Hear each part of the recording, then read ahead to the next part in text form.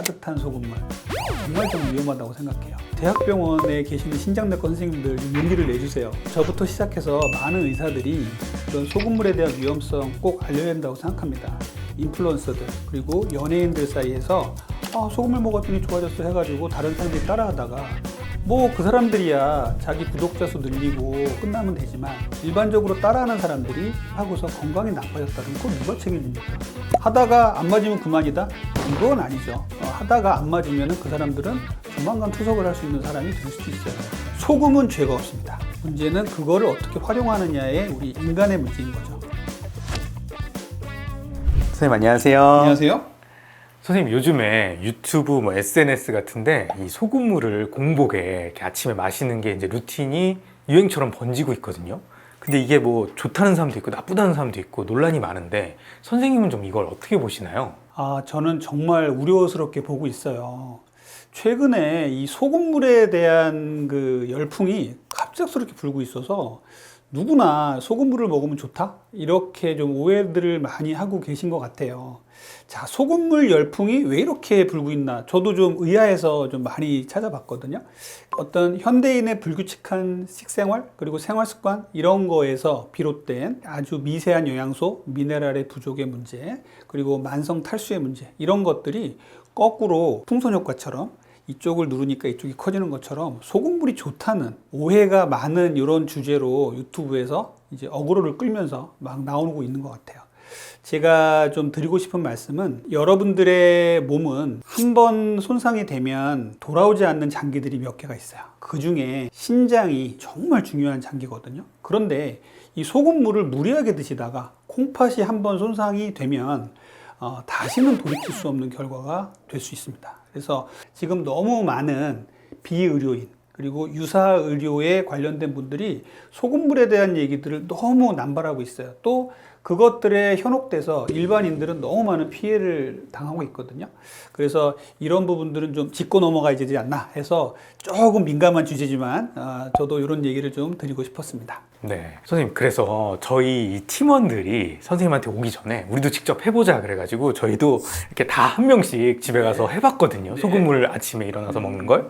해봤는데 이게 다 좀 의견들이 달라요. 근데 이제 대부분 공통적인 의견이 뭐였냐면 다들 화장실을 엄청 자주 간다라는 소변 거예요. 말씀하시는 거죠? 아닙니다. 대변. 대변? 네네. 오. 그래서 진짜 화장실 들락날락하고 저 같은 경우는 뭐 하루에 한 3-4번씩 갔던 것 같아요. 먹게 되니까. 왜 소금물을 먹으면 대변을 잘 보냐면요. 우리 몸에 삼투압이라는 게 있어요. 우리 과학 시간에 배웠죠. 삼투압은요. 농도가 높은 곳에서 낮은 곳으로 흘러가는 게 아니라 농도가 높은 게 있으면 그쪽으로 수분이 빨려 들어와요. 이게 삼투압이고 이거를 맞추는 게 우리 몸의 항상성이거든요. 자, 소금물을 먹었어요. 그럼 우리가 위와 소장을 통과해서 대장까지 갈 때 우리 장내에는 소금의 양이 평소보다 많아지잖아요. 그러면 다른 곳에 있는 수분을 끌어들입니다. 그러면 장내에 수분이 더 많아져요. 그러면은 변을 자주 볼 수밖에 없고 변도 물러지는 거예요. 네. 그래서 소금물을 먹고 변을 자주 보는 거는 약간 이 변비약의 개념하고 좀 비슷합니다. 변비약이 이런 개념으로 만들어진 변비약들이 있거든요. 이게 삼투압을 기존으로 해서 만들어진 변비약이 있는데 이런 거하고 같은 거라고 보시면 돼요. 너무 남용하면 장 기능이 오히려 안 좋아지겠죠. 그렇군요. 그러면 이게 이제 어쨌든 변비는 개선이 되지만 네. 이게 장기적으로 하면 안 좋은 거군요. 그렇죠. 장내의 수분을 억지로 많아지게 하는 게 결코 건강에 좋은 게 아닙니다. 우리가 음식을 통해서 야채를 많이 먹고 섬유질을 늘리고 일반적인 맹물을 많이 먹고 해서 수분량을 늘리고 해서 대변을 정상적으로 보는 건 아무 상관이 없지만 이렇게 삼투압을 이용해서 장내의 환경을 바꿔서 대변을 계속 보게 되면은 나중에는 더 많은 염분, 더 많은 소금이 더 필요하시게 되는 거죠. 그리고 또 소금량을 줄였을 땐 또다시 변비가 생기게 될 수도 있는 겁니다. 선생님 그러면 변비가 있는 분들은 한 소금물을 뭐 장기적이진 않더라도 하루 이틀 정도 하는 건 괜찮은 거 아닌가요, 그러면? 그런데 소금물을 이렇게 변비에 자꾸 이용하시게 되면요. 자꾸만 더 많은 소금을 요구하게 돼요. 이게 이제 내성이 자꾸 생기는 거거든요. 그래서 단기간으로는 그런 변비약을 처방하는 게 훨씬 안전합니다. 선생님, 그리고 이거를 또 노폐물이 싹 빠져나가는 현상이라서 몸이 깨끗해지는 그 과정이다, 뭐 이렇게 얘기하시는 분들도 있는데 이거는 어떻게 생각하시나요?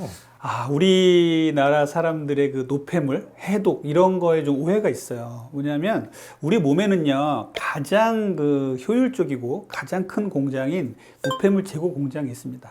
그게 뭐냐면은 간, 신장, 폐 이런 것들을 중심으로 해서 우리 몸에 들어온 것들을 노폐물을 빠져나가게 하는 장기들이 있단 말이에요. 그런데 그런 장기들이 다 있는데 또 노폐물을 또 빼낸다? 과연 무엇을 해독할 것이냐, 이런 것들을 한번 고민해 본다면 해독이라는 개념들이 우리가 좀 잘못 생각하고 좀 있는 게 있어요. 그래서 해독이라는 게 다 그 막연하게 무엇을, 어떤 물질을 해독하는지를 얘기해 주지 않고 무조건 해독이라고 얘기하면서 뭔가를 팔려고 하는 이런 것들 많이 있었거든요. 어떤 레몬수라든지 뭐 여러 가지 야채를 섞어서 먹으면 해독이 된다고 막 이런 것들이 나와 있었는데, 해독이라는 잘못된 마인드를 갖고서 좀 상업화해서 나온 게 아닌가, 저는 그렇게 생각을 하고 있고요. 그러니까 대변이 막 나오니까 소변이 제거된다 하면서 해독된다고 생각하고, 또 소변량도 좀 늘어요. 수분량이 늘고 물을 어쨌든 소금물을 먹으니까, 그러다 보니까 소변도 자주 보게 되니까 뭔가 노폐물이 자꾸 대변 소변으로 나온다 생각하면서 해독이 된다고 생각하는데, 이 부분은 정말 잘못된 생각이에요. 약간 허구입니다. 그렇군요. 제가 약간 그 소금물 먹는 사람은 자꾸 대변하는 것 같은데, 네. 선생님, 어떤 분은 이게 뭐 피로가 싹 사라졌다, 네. 그리고 뭐 어쨌든 활기가 생겼다, 이런 글들도 많은데 이거는 그럼 왜 그러는 건가요? 이게 왜 그러냐면은 이뇨작용은요, 결국은 아까 삼투압 얘기했잖아요. 삼투압 작용으로 인해서 수분이 자꾸 빠져나가서 그래요. 그래서 이뇨작용으로 인해서 몸에 붓기가 사라졌다, 이렇게 주장하시는 분들이 계시는데 절대 좋은 게 아니에요. 이뇨작용을 억지로 만들었다는 소리예요. 몸이 좀 가벼워진 것처럼 보이지만 절대 그것은 아닙니다. 두 번째는요, 혈압 상승의 문제예요.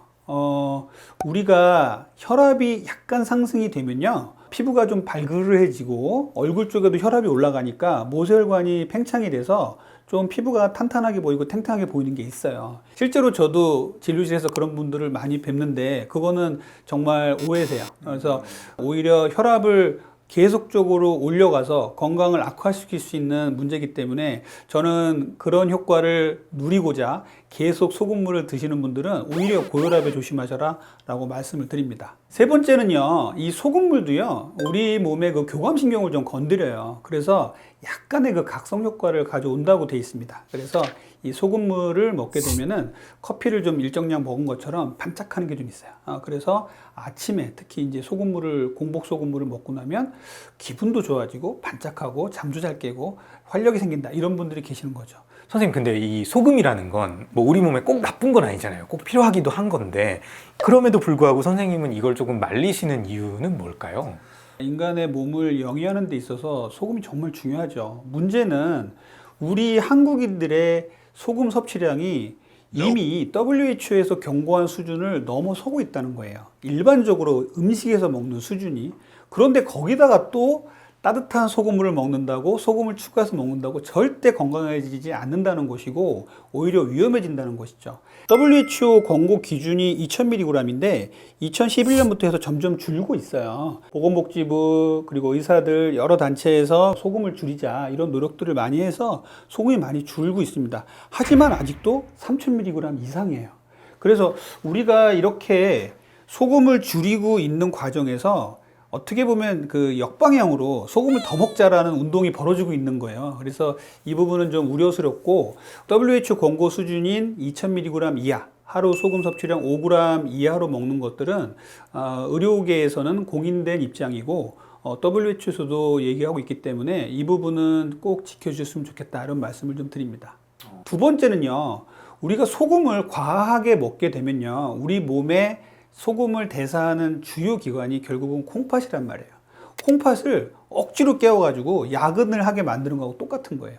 콩팥을 과로하게 만들 필요가 없어요. 그래서 콩팥을 과로하게 만드는 이렇게 소금물을 추가로 먹는 거에 대한 몸의 부담을 주지 말자라는 의미에서 제가 두 번째로 말씀을 드리고요.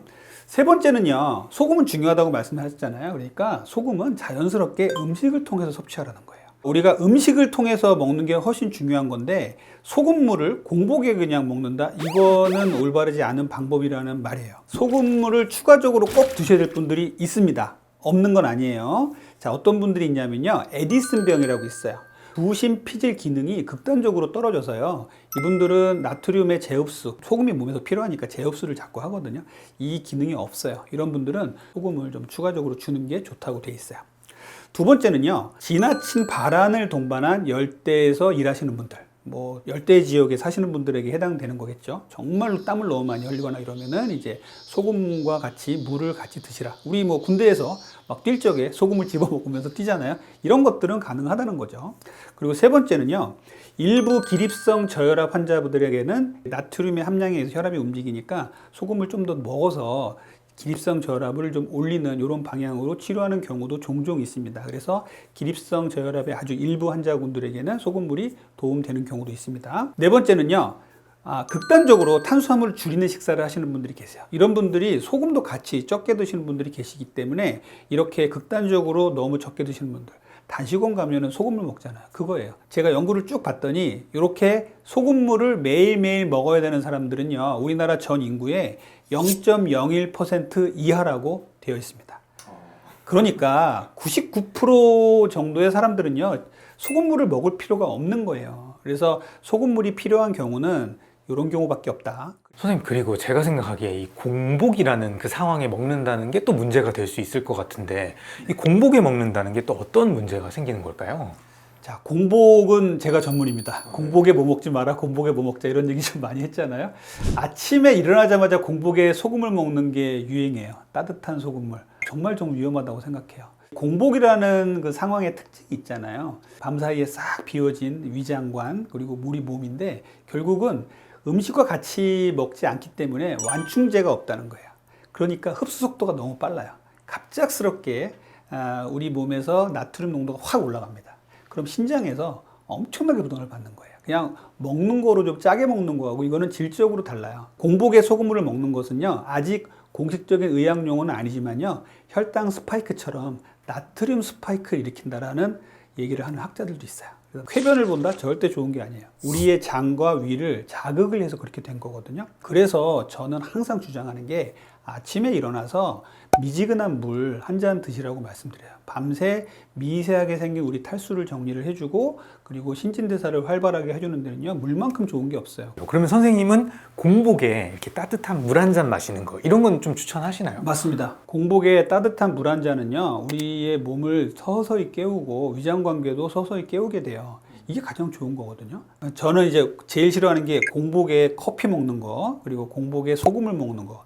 우리 몸을 억지로 깨우는 거거든요. 그래서 이렇게 우리 몸을 깨우다 보면은 이걸 매일매일 한다 생각해 보세요. 하루 이틀 한 게 아니라 매일매일 하게 되면 우리 몸의 교감신경이 계속 항진되게 돼서 없던 병도 생겨요. 그러니까 이렇게 하실 필요는 없습니다. 선생님, 저는 사실 선생님 뵙기 전에는 약간 소금물 좋은 거 아니야? 라고 생각했는데 오늘 좀 생각이 많이 바뀌었는데요. 마지막으로 한 줄 처방전 부탁드리겠습니다. 요즘은요, 소금물 먹지 말라고 하면은 오히려 욕을 먹는 분위기가 됐어요. 그러니까 이런 얘기를 용기 있게 할 수 있는 사람들이 필요한데, 대학병원에 계시는 신장내과 선생님들 좀 용기를 내주세요. 일단 저부터 시작해서 많은 의사들이 이런 소금물에 대한 위험성 꼭 알려야 된다고 생각합니다. 일반인들, 특히 인플루언서들, 그리고 연예인들 사이에서 소금물 먹었더니 좋아졌어 해가지고 다른 사람들이 따라하다가 뭐 그 사람들이야 자기 구독자 수 늘리고 자기 이제 호응을 받고 끝나면 되지만, 일반적으로 따라하는 사람들이 그것을 하고서 건강이 나빠졌다면 그거 누가 책임집니까? 하다가 안 맞으면 그만이다? 이건 아니죠. 하다가 안 맞으면 그 사람들은 조만간 투석을 할 수 있는 사람이 될 수도 있어요. 소금물 0.9% 그게 뭐 며칠 먹었다고 뭐가 문제가 되겠어라고 생각하는 사람이 있겠지만, 그것을 매일매일 반복하면 우리 신장은요, 아주 극심한 스트레스를 받게 돼요. 소금은 꼭 필요한 겁니다. 소금은 아까도 말씀드렸지만 2-3g 이하로 몸에 들어오면요, 저나트륨 혈증으로 생명이 위험해질 수도 있어요. 하지만 5g 이하로 계속 먹게 되고 뭐 10g 이상 계속 먹게 되면 우리 몸이 더 많은 스트레스에 노출될 수 있어요.